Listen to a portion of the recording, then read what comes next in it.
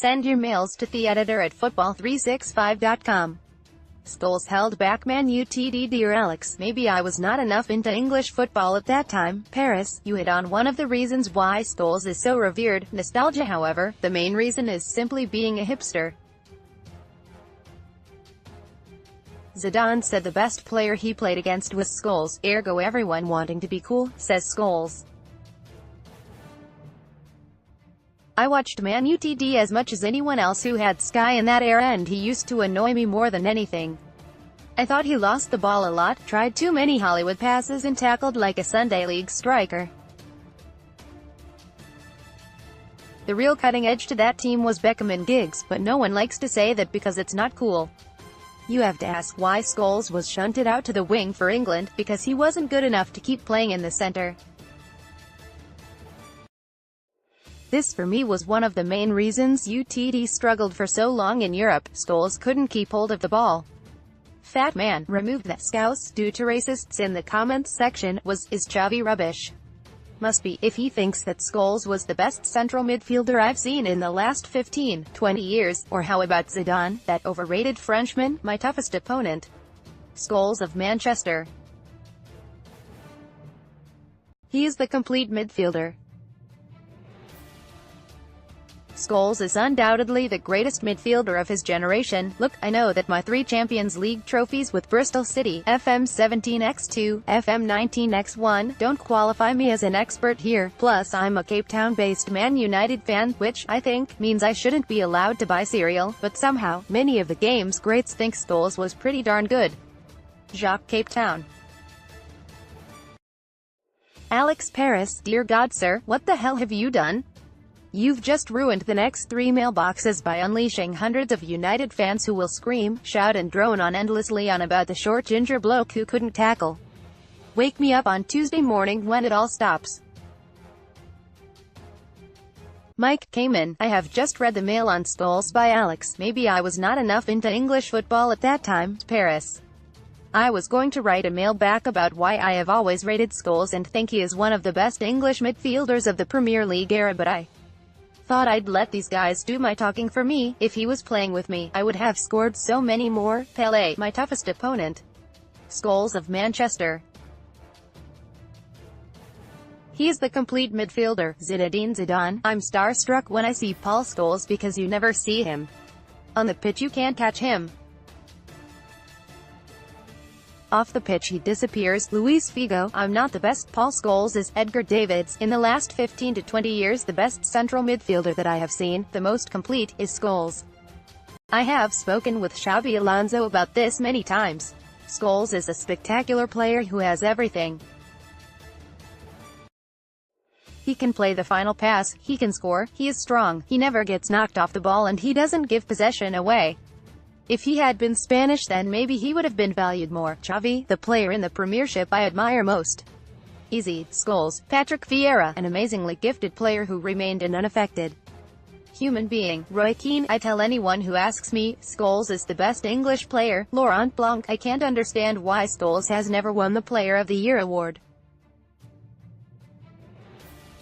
He should have won it long ago. Maybe it's because he doesn't seek the limelight like some of the other stars. Thierry Henry. Paul Scholes had the best football brain I'd ever seen in a kid. Let's face it. Paul Scholes is in a class of his own. Brian Kidd. Paul Scholes would have been one of my first choices for putting together a great team. Marcelo Lippi. Out of everyone at Manchester United, I would pick out Scholes. He is the best midfielder of his generation. I would have loved to play alongside him. Pep Guardiola, he is the one whose level one aspire to. He is the best player in the Premier League. Cesc Fabregas, at La Masia, his name was mentioned a lot. He's a teacher. Lionel Messi, nobody else can play the way Paul Scholes does. Dimitar Berbatov, when we were in training, I used to do a lot of tricks which hardly any players at the club could do. Once I was showing my skills to Scholes. After I finished, Scholes took the ball and pointed to a tree which was about 50 meters from where we were standing. He said, I'm going to hit it in one shot. He kicked and hit the tree. He asked me to do the same. I kicked about 10 times, but still couldn't hit it with that accuracy. He smiled and left. Cristiano Ronaldo. I wouldn't swap Paul Scholes for anybody. He is quite simply the most complete footballer I have ever played with. He is the best. Gary Neville, best player. For me, it's Paul Scholes. He'll do ridiculous things in training like say, you see that tree over there, it'll be 40 yards away, I'm going to hit it. And he'll do it. Everyone at the club considers him the best. Rio Ferdinand. I have no hesitation in putting a name to the embodiment of all that I think is best about football. It's Paul Scholes. In so many ways Scholes is my favorite. Sir Bobby Charlton. I think Paul Scholes is the best player in England. He's got the best skills, the best brain. No one can match him. There isn't a player of his mold anywhere in the world. Paul is irreplaceable. Sir Alex Ferguson. I think when you get praise from players and managers like that, even ignoring former teammates and Sir Alex, you must have been doing something right. Chris MUFC. In response to Alex, maybe I was not enough into English football at that time. Paris. As a Leeds fan it pains me to say this, but anyone who puts Gerrard goes missing in games, or Lampard, more worthy of an attacking midfielder award, ahead of Scholes in the best English player of all time is, frankly put, daft or biased. Scholes had it all. The last pass, goals, he was strong, he didn't lose the ball, vision. That is paraphrased from what Xavi said about Scholes. What about Zizou? Well, he said, my toughest opponent. Scholes of Manchester. He is the complete midfielder. Scholes is undoubtedly the greatest midfielder of his generation. I think continental people forget Scholes because he retired from international so young. Unless you were watching the Premier League week in week out, you'd never appreciate him fully. He was truly a class player. Now to go wash myself with bleach. Barry LUFC Poetry Corner. I was going to send a long-winded response to Alex Paris about the legend of Paul Scholes and mention why some of the best midfielders on the continent have sung his praises, including Zizou and Xavi, but I will let others do that as I sent a couple of rambling mails already this week. Instead I will offer a short ode to Scholes in the form of an acrostic poem, as any normal grown person would in this instance. Scorer of magnificent goals, cross-field passes of gold. Happy playing deep or in the hole, one-touch conductor, a joy to behold, long-range rasperser ghosting and cold. 18 on the shirt, number 1 on the pitch, Salford's Ginger Prince, couldn't tackle for shit. Have a good weekend one and all. Come on United. Gary Vance, MUFC. Good news for Chelsea. As a Chelsea fan, it's been common news for a while now that we were expecting a transfer ban, so this morning's news is hardly a massive shock. I've received numerous messages from gloating mates trying to wind me up to little effect. This could be exactly the sort of thing that sets us on a path that a large number of fans have wanted for a while, which is to see greater trust in youth and less inexpensive mercenaries. Sarri has to stay now, as I doubt anyone will want to join, with the ban hanging over us. This gives him more job security and the time to continue to establish his style of football. I still have faith it'll come good. Chelsea have a hugely bloated squad with plenty of capable players at the club who are essentially new transfers, along with Pulisic. Yes, it may all go to pot and we'll have to deal with the crowing opposition fans, but if this means that we keep a manager who is aiming to implement an attacking style and we get to see players like ManUtd, Hudson-Odoi, James, Abraham integrated into the first team, I for one will be happy. Adam, KTBFFH, Birmingham. Given the continuing addiction of many Chelsea fans, myself included, in wanting to see youth players rise through the ranks, the transfer window ban could be a great gift.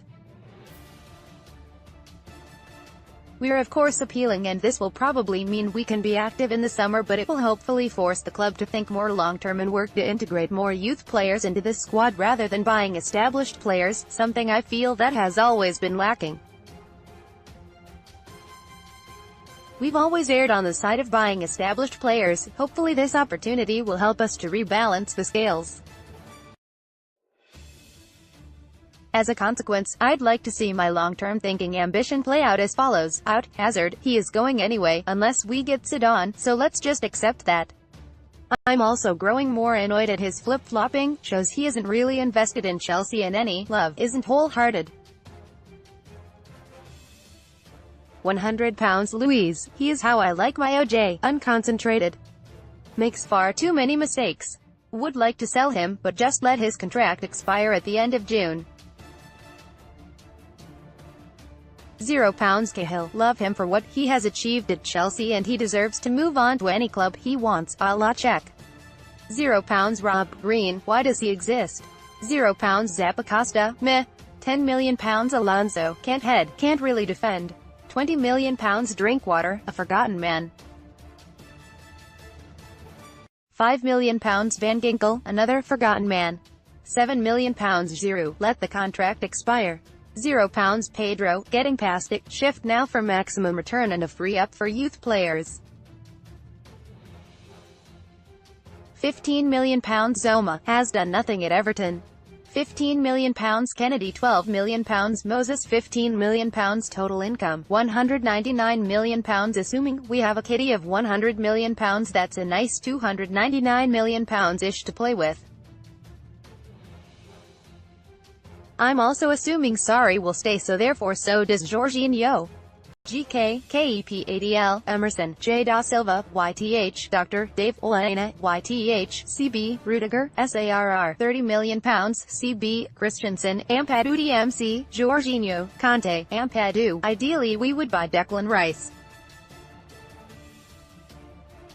MC, Conte, Mount, ManUtd, YTH, MC, Barkley, RLC, ManUtd LW, Cho, Willian RW, Pulisic, Willian Street, Timo Werner, £60 million, Jovic, £50 million, or Milik, £75 million, Tammy, YTH, we probably need 3 including Tammy, which will then likely mean he goes back out on loan or he demands to be sold.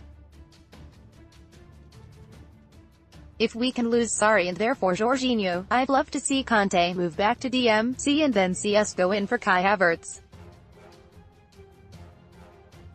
I also have no idea where ManUtd's best position is, so have him covering anything central except up front.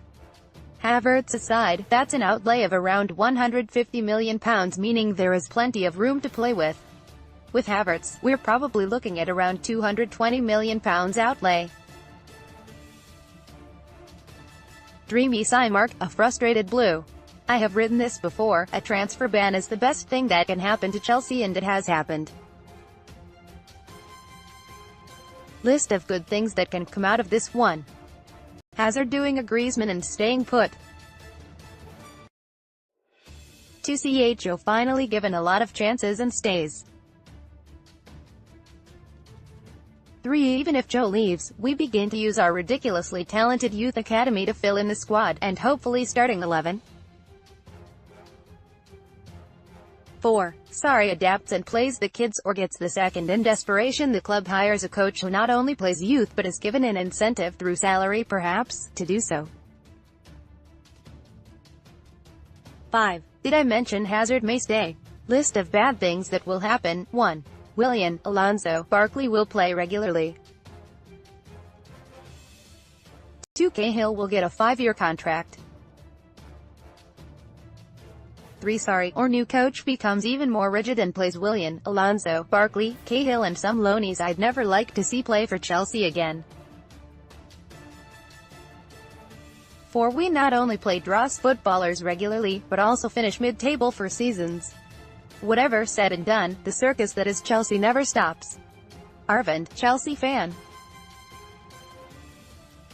Give it a rest now. I love the mailbox. But after 10 years of reading I finally feel the need to get involved. And play the role of the grumpy, not that old man. I understand it's a long break before the 2 legs of the Champions League games, but this in-depth analysis of whether Liverpool had a good result against Munich is really showing the madness of modern football. We'll know 100% if it was a good result or not. If they go through to the next round, it will have been a good result at home. If they don't, then it won't have been. By all means speculate, by all means give an opinion. But don't start getting statistics involved as though this is a debate that needs or can be resolved now. In a few weeks we'll know. Relax, enjoy the other matches. It's football, fellas, not science. Don't even start me on debates about who has won the transfer window, before they have even seen the new signings play a handful of games. Joe, London, I'll be back and I'll be grumpy. Non-league big weekend. I'm going out on a limb to boldly claim that I pay more attention to non-league football than most people reading this mailbox. All being well, I'll be at a game tomorrow. Grantham vs Matlock sees a team looking to put daylight between them and the relegation zone against a team comfortable in mid-table without looking like challenging the promotion picture. Both teams will be looking at this game as eminently winnable, with the Gingerbreads also looking to avenge the 7-0 pumping they suffered in Derbyshire back in October, in Richard Thomas's first game in charge. They will have almost an entire new team compared to that game, after all. It's an interesting striker matchup, as the home side will look to the pace and skill of youngster Jordan Adebayo-Smith after his debut brace 10 days ago, while the visitors' line will be led by Craig Westcare, formerly of Nottingham Forest, Notts County, Mansfield Town and Chesterfield, and they should also have midfielder Chris Salt, one of the 56 players to appear for Grantham this season, in their squad. Elsewhere in the Evo Stick Premier Division, the pick of the games looks to be Warrington Town hosting Nantwich Town, in a Cheshire derby between the sides in 2nd and 4th. Wyre's win over South Shields last weekend opened up a 5-point game between those two sides, with Town level on points with table toppers Farsley Celtic, but behind on goal difference. Celtic host 11th placed Whitton Albion, so will have the perfect opportunity to take advantage of any slip-up. The battle for the last playoff spot sees the teams either side of the divide both facing struggling sides as Scarborough Athletic host Mickleover Sports and Gainsborough Trinity travel to North Ferriby United. The Villagers are in serious trouble, 22 points from safety with only 36 left to play for in a division notorious for being a graveyard for sides relegated into it, but that's the least of their worries. They've an owner that wants to relocate the club but has been refused permission, and there's been talk of a winding up petition. Hopefully they can pull through it and sort things out, even temporarily. Big weekend mentioned Halisawan Town's poor goal-scoring record. Away from their league campaign, the Yelts pumped Grantham 4-0 in the FA Trophy, with Lee Hughes, yes, that one, among the goals. Their youth side also won that incredible game 9-8 against Nuneaton Borough. As well as the proposed shake-up for Step 3 and Step 4 that is underway, temporarily complicating the promotion picture. Higher up the pyramid, more spanners are set to be thrown into the works. While 4 teams will be relegated from the National League, the majority, including all of the current bottom 4, are southern teams, which would require a realignment of teams and moving the northernmost National League South teams to National League North. Similar to how Hereford or no one's idea of Northern, Gloucester City or St Albans City look set for away trips to Blyth and Darlington next season. Without dredging up too much from earlier in the week, one of the main things to take away from John Nicholson's pieces about football on television is that the Premier League's greatest trick was to change football from a live experience to a televised one. Non-league football is an affordable and enjoyable way of making football a live experience again, not least because it's on when they're not allowed to televise football. Seems to me the choices go to a pub full of braying hoorays and part-time rugby union fans, or sit in the sunshine and watch football. Not much of a choice really. I probably will still go to the pub before the game. Quote the Raven, they're on to us. Did you publish that email from Alex in Paris as an attempt to drum up some business for the Friday afternoon mailbox? Enjoy reading those quotes from Zidane and Xavi again.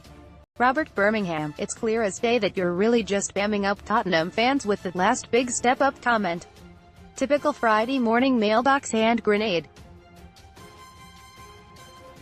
Finley Diamond Geezers, thanks lads, that's made my Friday. Even more than beating Reading 3-0 at their place with 2 goals from Luca Ricciarelli. Not really the same when he's literally made up. Aiden, EFC, London, I haven't written in since the Filthy Genius debate, but I'm thoroughly enjoying the Diamond Geezer series since its inception. I've played some football manager games, never found them exciting enough in the far distant past, but I never succumbed to the all-consuming addiction that was Championship Manager. Unlike others I've known who've lost, enriched 3 months of their summer lives taking obscure lower league team to back-to-back Champions League wins over Juventus or similar, I've particularly enjoyed watching the fictional matches skillfully described by Mike Paul, right down to the dressing room insights, whiteboard tactics.